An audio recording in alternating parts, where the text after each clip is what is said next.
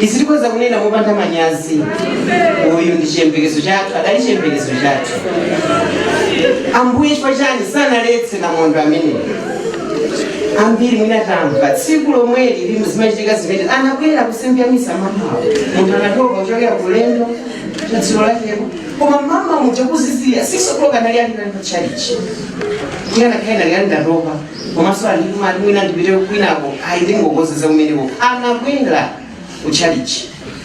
ndi munthu opempherayo mbuye kukalola kuti apite mwanjira ngati imeneyi chifukwa chani ambuye kodi simukusamala kuti tikumira nzokuteka mwa munthu wathu izi ndizowawa Saulo siwapitaje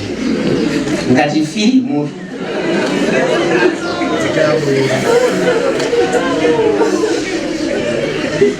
komatu habari yanga maoyambirira aje tinawerenga Luntha chapter 4 mwina tikabweriranso kumanyumba tikawerengenso kuyambira verse 7 koma munthu olungama ngakhala afe msanga adzapeza chiuso ati malemekeza nkhalamba pepani ndikhanga ndikubwerezanso munawerenga bwino kwambiri owerenga koma ndifuna kuti anthuwa amvetse kuti Mulungu si munthu timalemekeza nkhalamba osatifa chakutalika kwa moyo kapena kuchuluka kwa zaka zinazo tiwonjezere tokha enawo timalemekeza osatifa enawo substance mulibe koma timalemekeza dziko lapansi limalemekeza anthu otero chifotali ndicho koma kuti koma nzeru nje imvi za munthu moyo osalakwa ndiye ukalamba wake udzapereka kachitsanzo kuti panali munthu wina amene adakomera Mulungu adamukonda amene akakhala pakati pa anthu ochimwa Mulungu adamtenga si Saulosi adamtengako kuti nsanje ngayipitse luntha lake chinyengo chingachimwitse mtima wake ndeni ngorumba kafika zimene ife tikuzimva panopa verse 15 anthu ankapenya zimenezi komabe sadazimvetse ndipo sadazisamale sadazindikire kuti Mulungu amakomera mtima osankhidwa ake ndipo achitira chifundo sitidazimvetse sitikumvetsabe ngakhale ine amene tikulalikani koma nayenso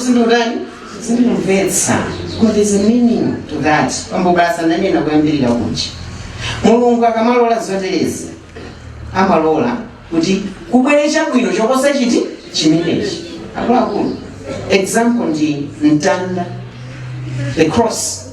chifake matona ifakatulika nthawi zonse timayika mtanda wopachikidwa kuti uzitikumbutsa zimene zidachitika zazikulu zimene zidachitika za chipulumutso cha ife mtanda nali imfa yonyazitsa imene munthu wina aliyense amafa nayo nthawi imeneyoyo pachikidwa pa mtanda ndambo Yesu kupachikidwa mwamaliseche so tikalenga Filipi 2 timamvetsa zimene zozo Filipi 2 nakuti adautaya Mulungu wake ukulolera kudzitsitsa kukafika kubadwa ngati kapolo pansi pano komanso kuti kubadwa kukhala ngati kapolo koma kumfa imfa ya manyazi imfa ya kapolo imfa ya pamtanda koma chifukwa choti adavomera adamvera Mulungu wake dzina lake Mulungu adalikweza adamukweza kopambana dzina lina lilonse ndipo dziko lonse anthu onse tsopano magwada pansi ndikunena kuti Yesu ndi ndani kodi Ambuye adafa imfa ya pamtanda zinthu zimene zinali zosamveka pano tikuzimvetsa sadazindikire kuti Mulungu amakomera mtima osankhidwa ake ndipo achitira chifundo ndikuti samachinjiriza anthu ake oyera mtima Mulungu wamuchinjiriza Saulosi utenga upite kwa ife tonse tinofenda makamaka mayi Mary Chilima anawo ndife tonse achibale musadandaule takumbukirani mawu omwe mwini wake amakonda kuwanena amene tonse timawamva osaopa amakonda kuti chani osaopa mukazi kuti mphamvu amazenga kuti samadziwa kuti adani alipo ofuna kumupangira umbo ambirimbiri amadziwa ndithu koma mphamvu amazitenga kuti patsiku ili mphamvu anakazitenga mama wakupita kuchalichi chimene chinali chizolowezi chake kukalandira Ambuye Yesu osaopa kuti sikuti amangokamba kuti mmene timakonda ochitira ena kulankhula zinthu koma osazichita koma iye amazichita ngati munthu olimba mtima. He was a patriot. He loved his country. Mulipa ndale pano mzathu yakale chitsanzo amakonda dziko lake maomwe anali nawo ambirimbiri akanatopita kuna kulikonse koma anasankha kukhala pamene panali riski kuopsapo dziko la Malawi paja timanena kuti ndi riski kale pazo notezinena paja timajola kuti tikalangidwanso kumwamba tisati likale ngati dziko lona tilikale mchekena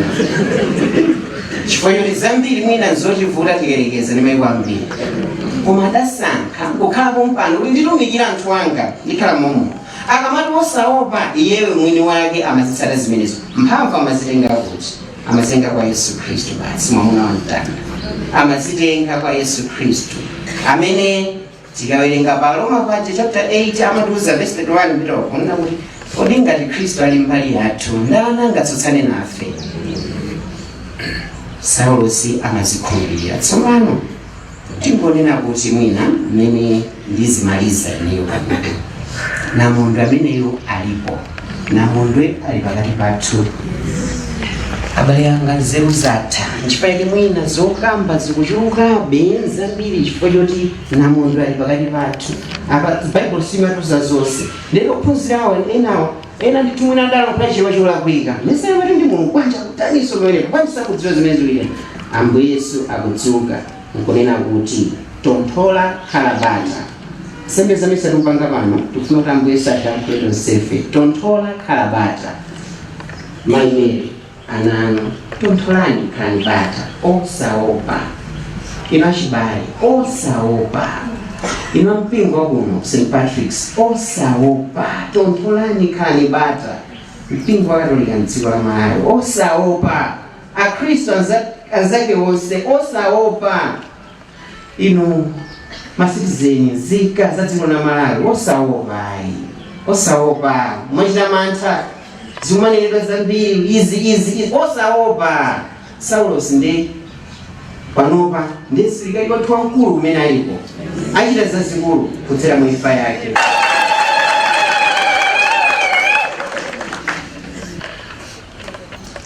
Ineyo chisoni chendigwira kwambali naye kundu kondwera chimene mukondwera nkunena kuti munthu apita mwalirayo analukhulupirira Mulungu moyo umene makhala uno ndoti pamene adzafika zaka 100 komano ukatha moyo uno kungomwalira pali zinthu ziwiri jehena kapena paradiso oseko wadai osatha nechisankho chimene adapanga moyo mwake chokhala munthu okhulupirira ndi mphatso ya mtima wapatali mmene alimbani mtima chifukwa chikhulupiriro cha Saulosi ndipo ana ake alimbe mtima pete chikhulupiriro cha Saulosi. Tsiku lina lake inali loweruka kuti Mulungu lubwerali ndi chaka cha Utatu Woyera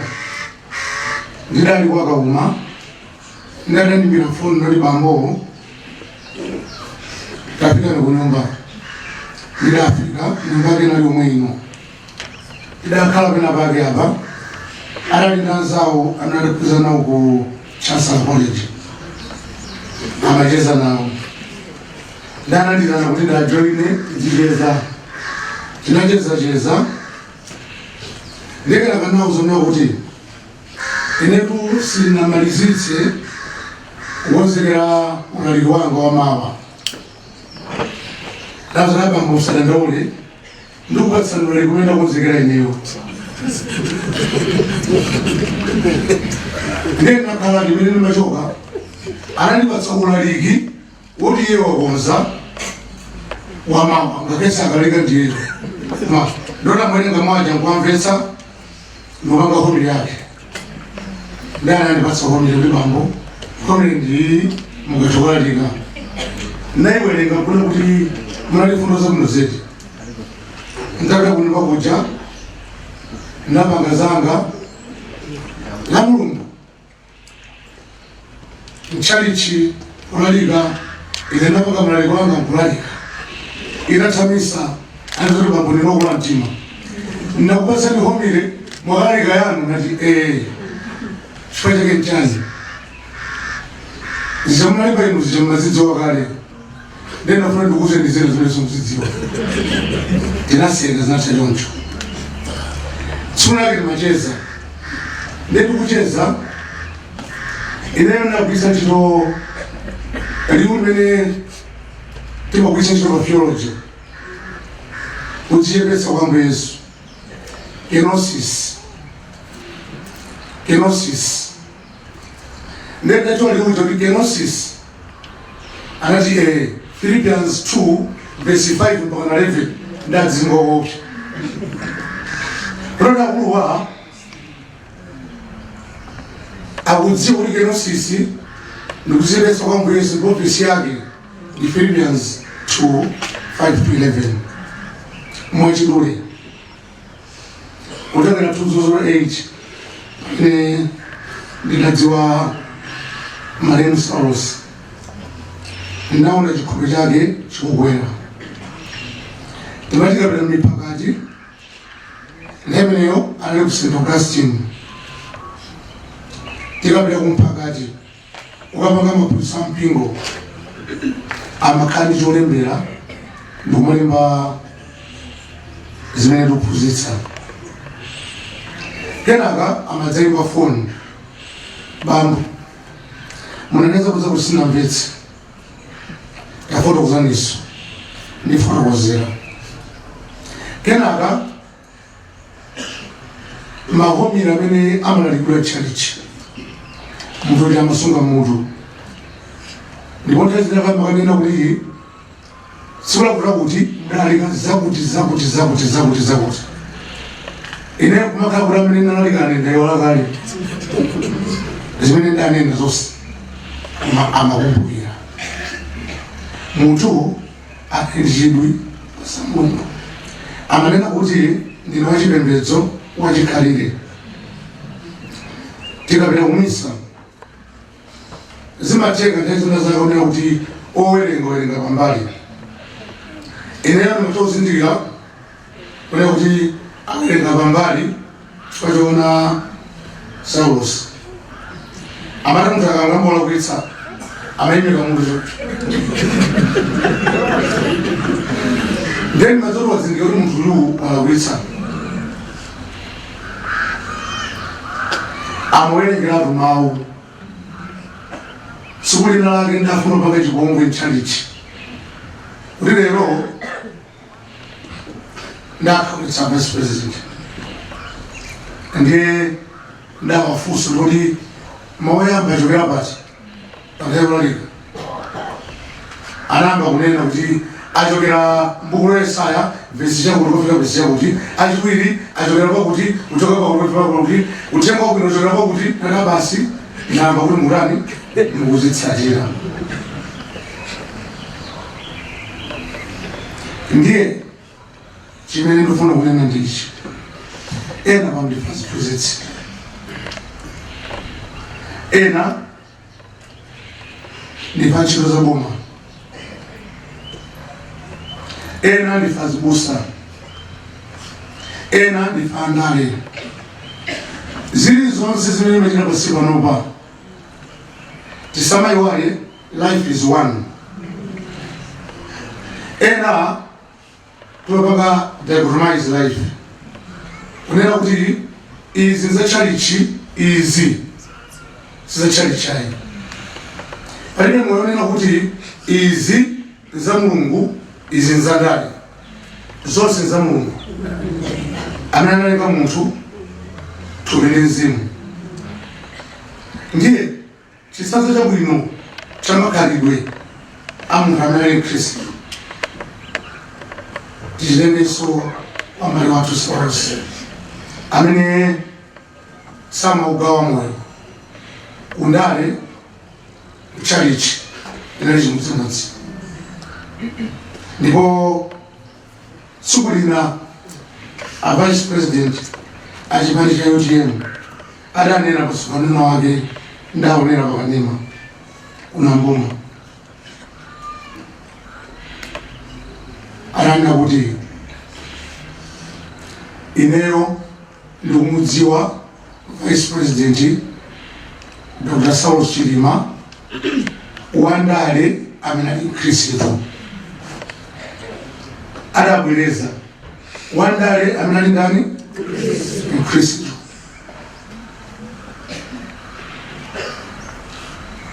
Amaziona iwo vice president. Ndipo ine phunziro lalikulu limene mbale wathu uyu waliphunzitsa ndonena kuti usembe wanga usamangokhala chalichi kulinga panje pano pake ndi mauvula. Usembe wanga usamakhale ndi mkanjomuka tsiku lina lake ndili mbanki ndangova mashaji yanga mubwino lisiku bwino ndijekeche ndabona ndamayi amene anali registrar ku Bunda College isanakirwana amayinsonzi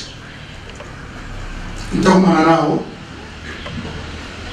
nabasa muoni mwadzi omusanga wabasi ndiwo amang'ana mundidabwa kuti ndana amene kenaka kundiyang'anitsitsa adazindoti papa kumalasa ajama ndipempheretsa Bunda ndi anambondikalipira mpangi mayi olimba mtima wabasi ananditira mphepo mpangi ona ansembe amasuwa sikutafuleka chakawacha tisikutonti nasembe ndenauza kuti amayi ngati pombo none chabe sindoleka ngati wasembe ndikuti ndivuto lina lake mune china chake chikupelera mwini omudzivala kamne kacha koma kanili kundionera kuti unsembe mwini udzioneka ngakhale kunja kwa misa. Chikhristu cha munthu chizioneka ngakhale mundale. Chikhristu cha munthu ni manager ku banki chizioneka kupanga save anthu banki kuja kuti munthu ndi Khristu. Chikhristu chizioneka ngakhale munthu amene amagwira ntchito wayeretsa kanema azidziwa kuti awa zimene amachita akakhala papa ni Khristu. Mphatso yaikulu ndipo tilibisa mbiri chimene